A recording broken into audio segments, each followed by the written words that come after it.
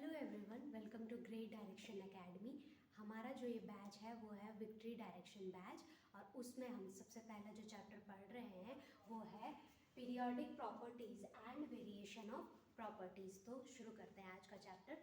सबसे पहले हम ये समझेंगे कि एटॉमिक नंबर होता क्या है। एटॉमिक नंबर को हम एक सिंबल से डिनोट करते हैं, वो सिंबल है Z। Z सिंबल से जो है हम एटॉमिक नंबर को डिनोट करते हैं। एटॉमिक नंबर जो होता है वो नंबर ऑफ प्रोटॉन्स के बराबर होता है। एटॉमिक जो भी एटम का जो स्ट्रक्चर होता है वो क्या होता है, यहाँ पर क्या होते हैं, इलेक्ट्रॉन्स होते हैं, फिर बीच में एक यहाँ पे ये स्पेस खाली होता है, बीच में न्यूक्लियस। तो हम देखेंगे एटम क्या होता है।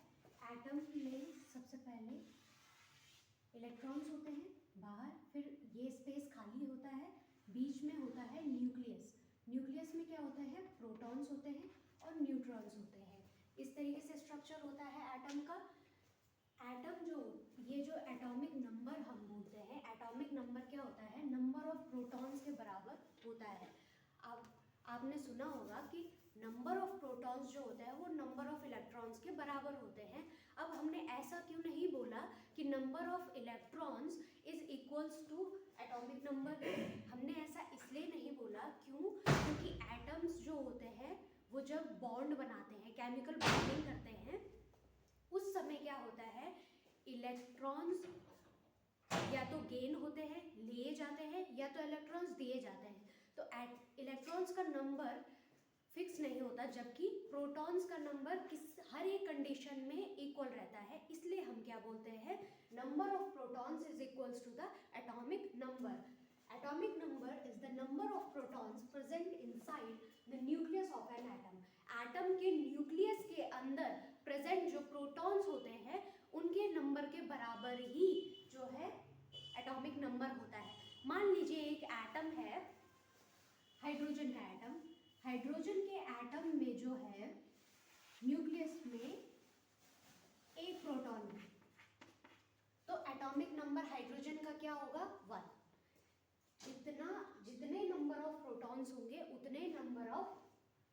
उतना ही एटॉमिक नंबर किसी भी एलिमेंट का होगा। Atomic number is a whole number quantity and it can never be fraction और डेसिमल।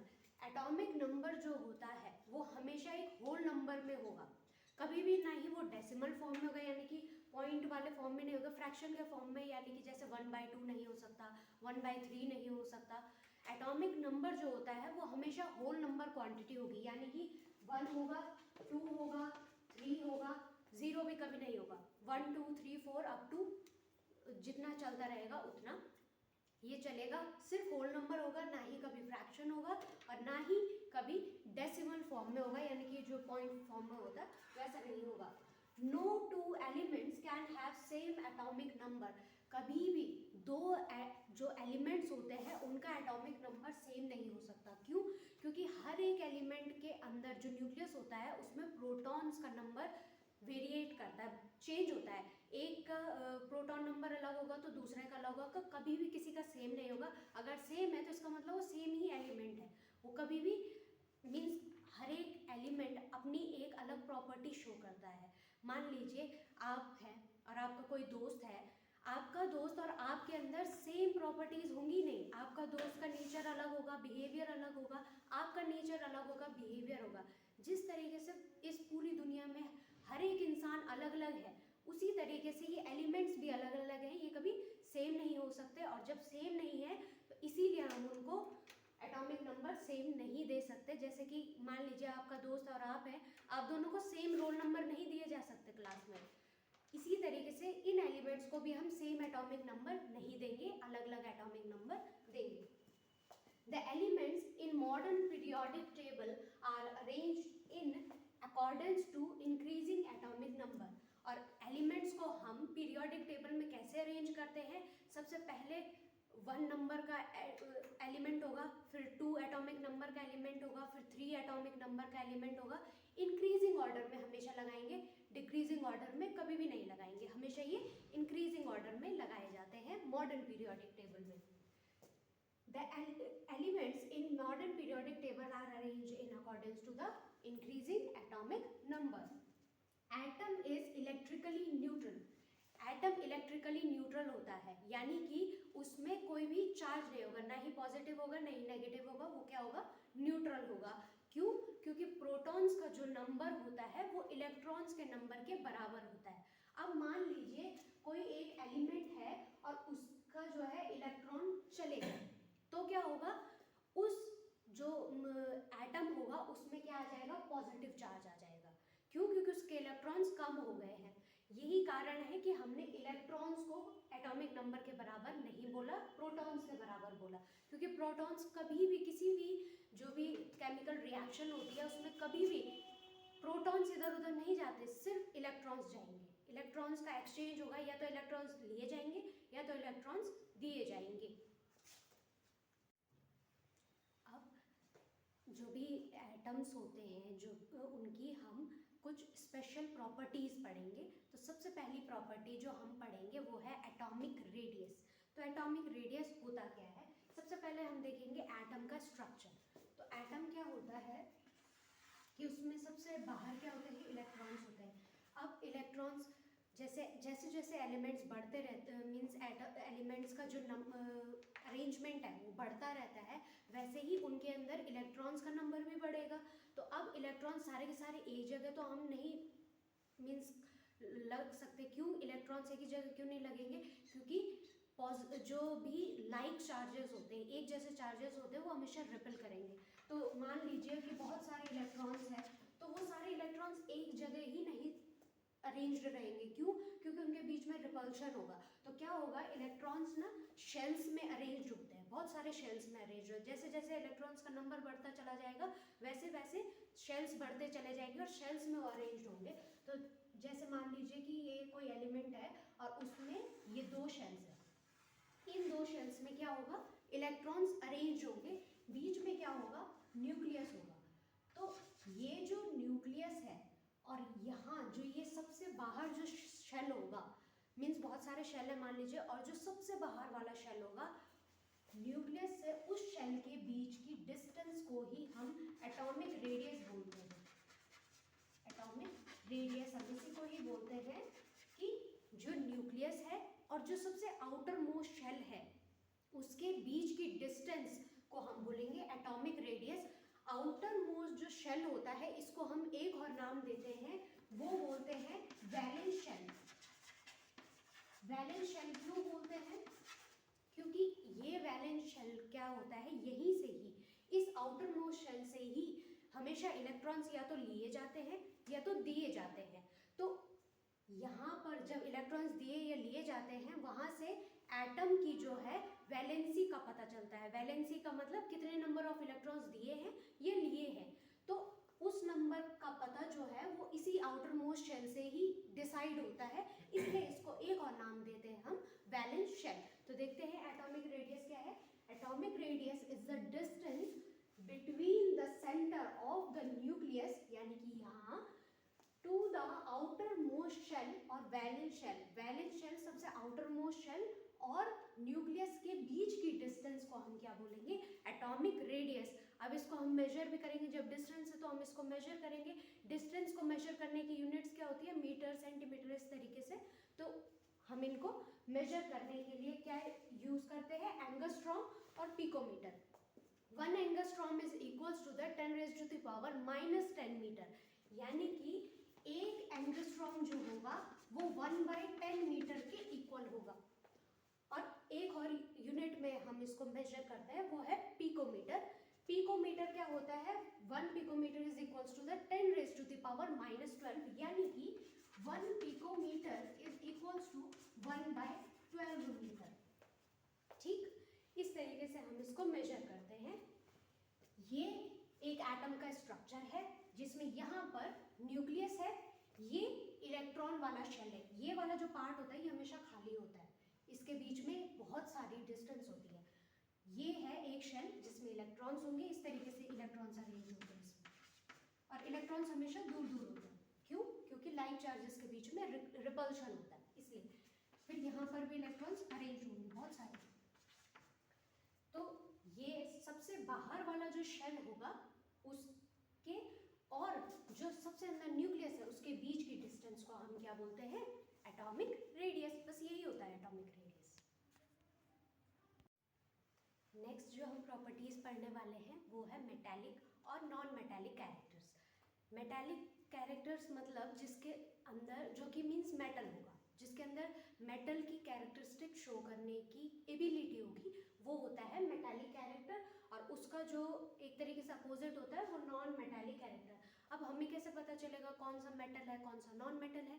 तो जो भी किसी भी रिएक्शन के दौरान इलेक्ट्रॉन्स देता हो उसको हम बोलते हैं मेटल्स या मेटालिक कैरेक्टर्स, वो शो करते हैं।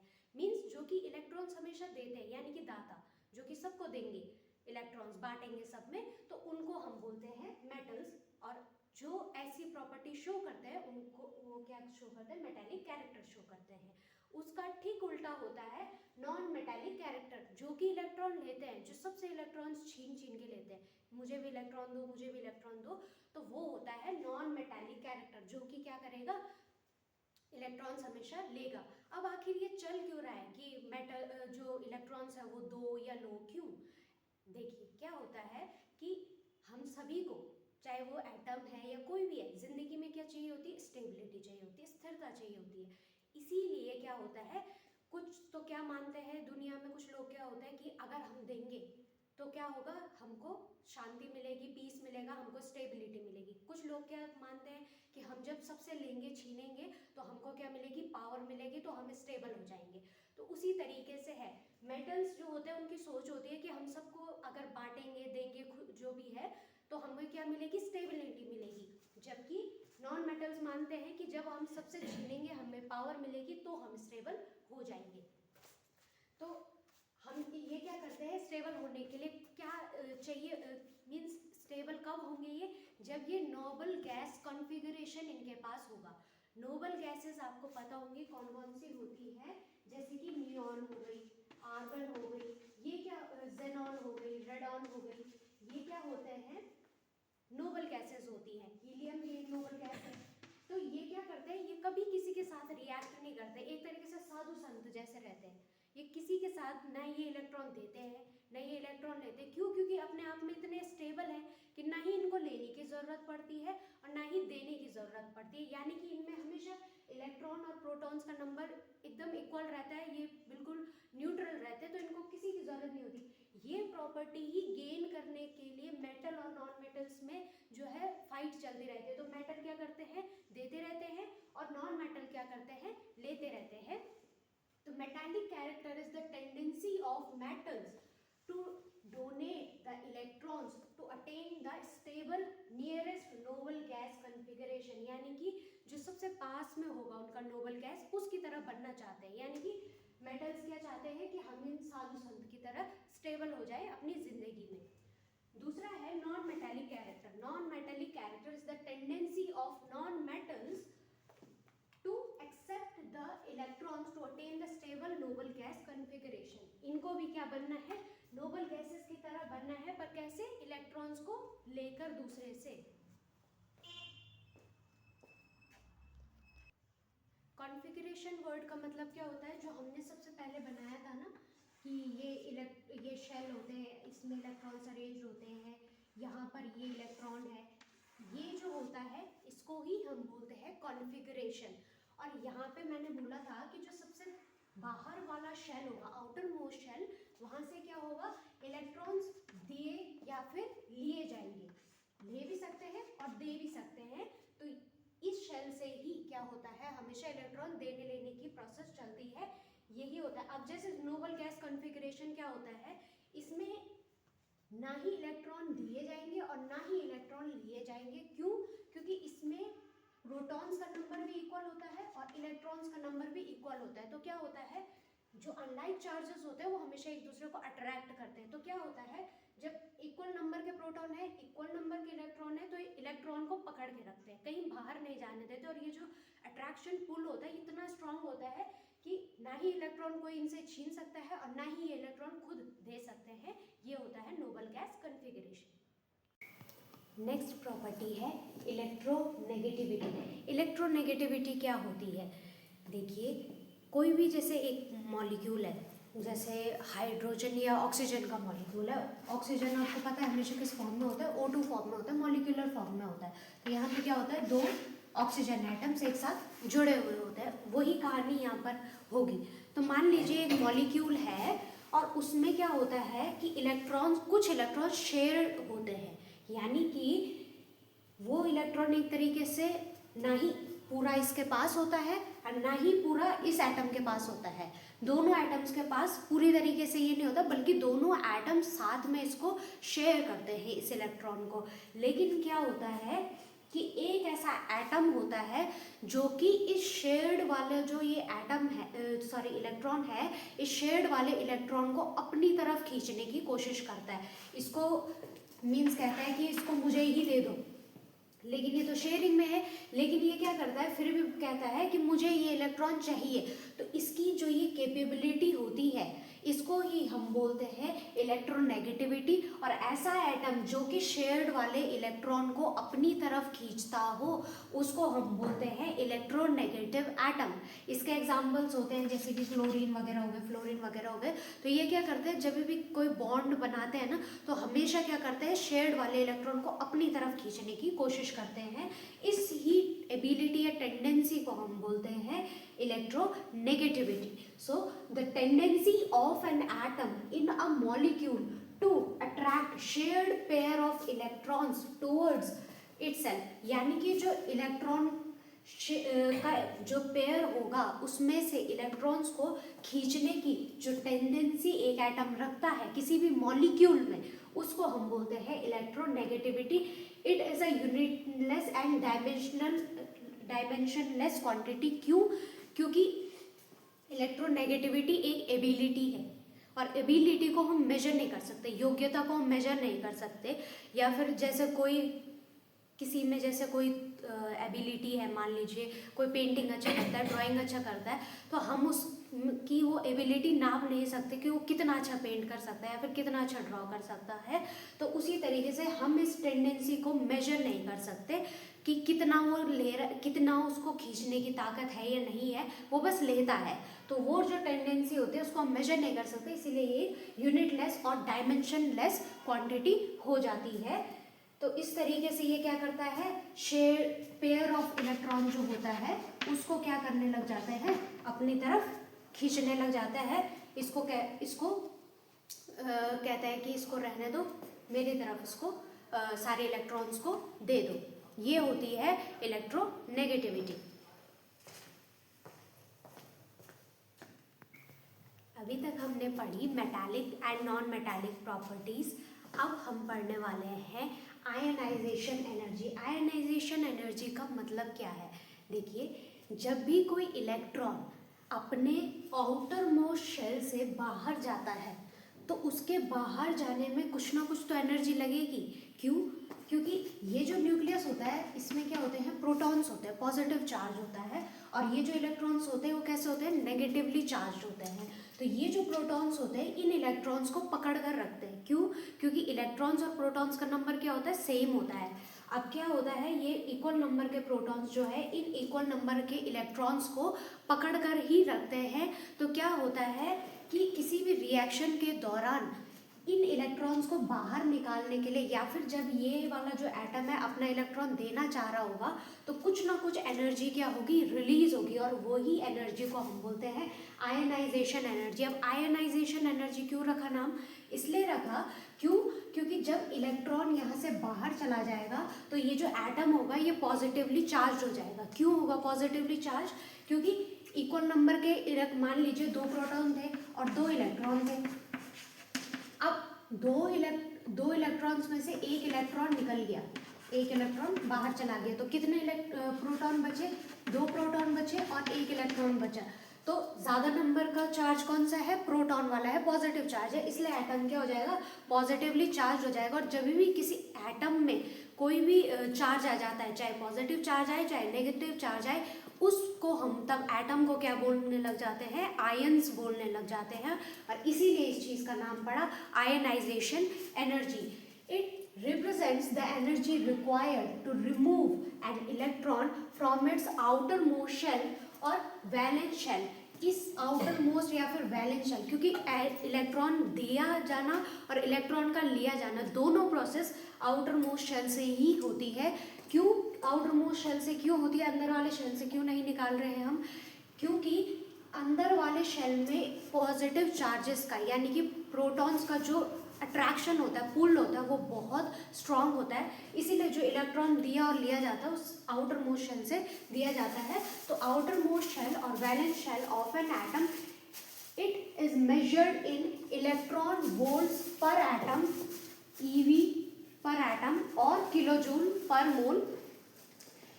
ये इसकी यूनिट मीन्स इसको मेजर करने की यूनिट क्या होती है? EV per atom. ये हर एक एटम के लिए होता है.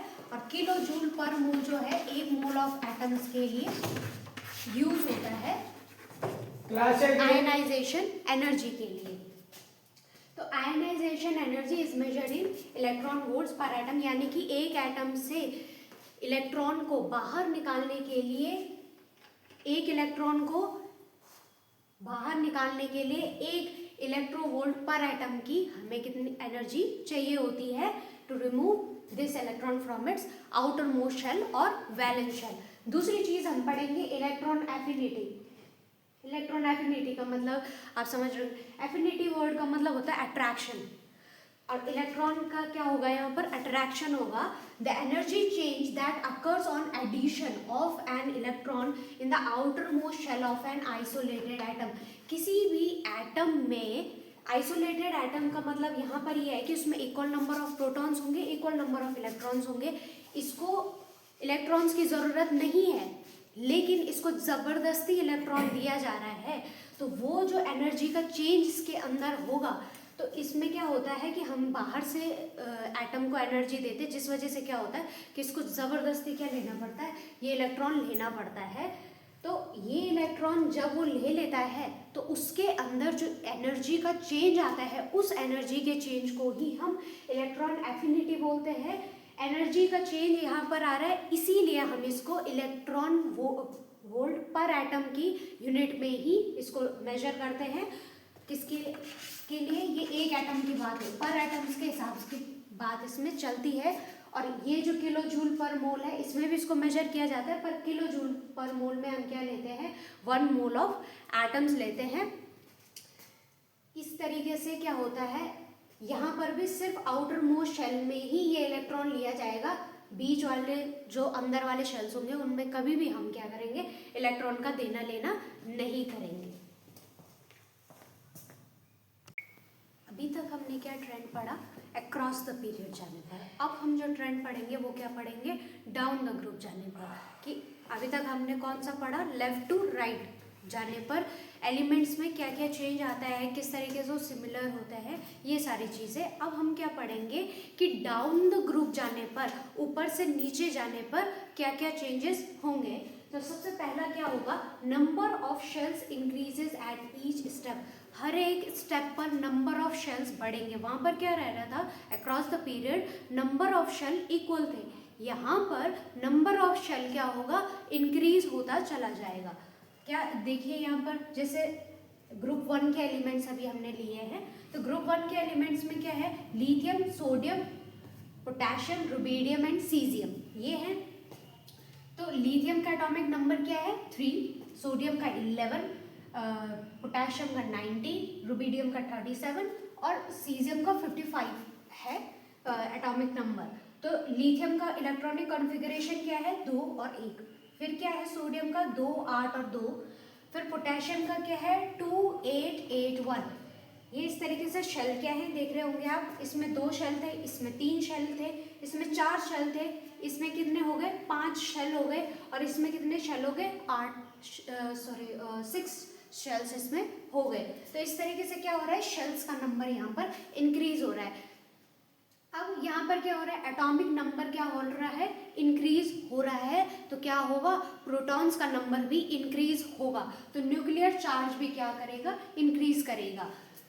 Nuclear charge increases. तीसरा क्या होगा, एटॉमिक रेडियस या साइज भी बढ़ेगा। अब आप कह रहे होंगे जब हमने अक्रॉस द पीरियड पढ़ा था तो उस समय क्या हुआ था कि जब न्यूक्लियर चार्ज बढ़ा था तो इलेक्ट्रॉन्स को क्या कर रहे थे, प्रोटॉन्स खींच रहे थे तो क्या हो रहा था कि एटॉमिक रेडियस या साइज रिड्यूस हो रहा था। यहाँ पर इंक्रीज क्यों हो रहा है, यहाँ पर इंक्रीज इसलिए हो रहा है कि आप देख रहे होंगे कि यहाँ पर प्रोटॉन्स का नंबर जो इंक्रीज हो रहा है तो साथ ही साथ क्या हो रहा है, यहाँ पर शेल्स का नंबर भी इंक्रीज होता चला जा रहा है। मान लीजिए कि हमने लिया है यहाँ पर पोटेशियम लिया है, तो पोटेशियम में आप देख रहे होंगे कितने शेल्स हैं, 4 शेल्स हैं। एक शेल ये है, 2, 3 और ये 4 जो है पोटेशियम के शेल हैं। यहाँ पर जो है प्रोटॉन्स हैं और यहाँ पर इलेक्ट्रॉन्स हैं, इनके बीच का डिस्टेंस देखिए कितना ज़्यादा है। इतना ज़्यादा डिस्टेंस पर जो प्रोटॉन्स हैं वो इलेक्ट्रॉन्स को नहीं खींच पाते, उतने ज़्यादा अट्रैक्ट करते हैं पर उतना ज़्यादा अट्रैक्ट नहीं कर पाते। तो इस वजह से क्या होता है कि इलेक्ट्रॉन्स क्या होते हैं, उतना ज़्यादा नहीं खींच पा रहे प्रोटॉन्स इलेक्ट्रॉन्स को, तो क्या होता है एटॉमिक साइज जो है वो बढ़ता चला जाता है, रिड्यूस नहीं होता। क्यों? क्योंकि प्रोटॉन्स की एक तरीके से शक्ति मान लीजिए थोड़ी कमज़ोर हो जाती है जैसे जैसे शेल्स का नंबर बढ़ता चला जाता है। तो क्या होता है, डाउन द ग्रुप जाने पर एक तो शेल्स का नंबर बढ़ता जाता है, दूसरा क्या होता है कि न्यूक्लियस जो चार्ज होता है, न्यूक्लियर चार्ज वो बढ़ता है। क्यों? क्योंकि एटॉमिक नंबर बढ़ रहा है। तीसरा क्या होता है कि जो एटॉमिक साइज होता है वो बढ़ता चला जाता है, रिड्यूस नहीं होगा, क्या होगा, बढ़ेगा। क्यों? क्योंकि प्रोटॉन्स की जो पावर है वो थोड़ी कम हो जाती है। तो इस तरीके के ट्रेंड्स चलते हैं डाउन द ग्रुप जाने पर।